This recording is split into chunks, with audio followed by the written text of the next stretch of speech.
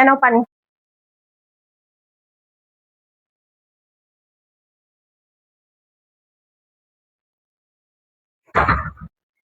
জানো আজকে কি হয়েছে? কি হয়েছে?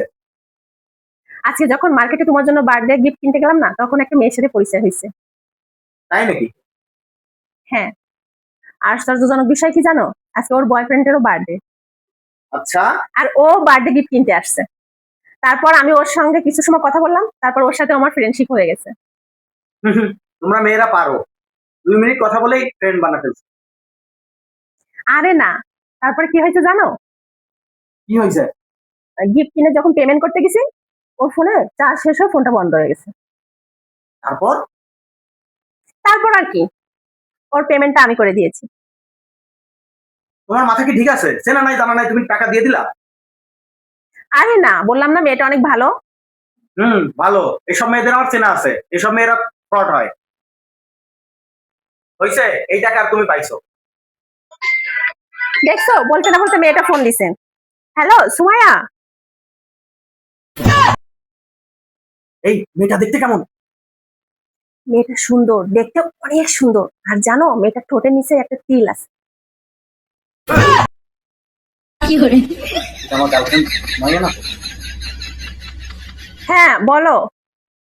এই শোনো, তোমার পেমেন্টটা করে দিতে চাচ্ছিলাম। ও পেমেন্ট, আচ্ছা তুমি আমার হাজবেন্ডের নাম্বারে পেমেন্টটা করে দাও।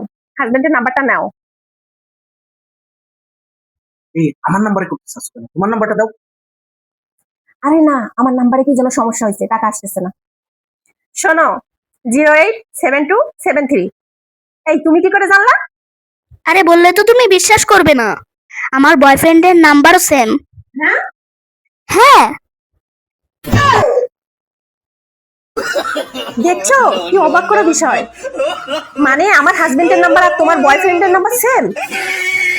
মানে এটা বিশ্বাস করা যায় বলো? কি আশ্চর্যজনক বিষয়। এখানে ইমরান নাম আসছে। হ্যাঁ ইমরান। হ্যাঁ, ওর নাম আসলে ইমরান।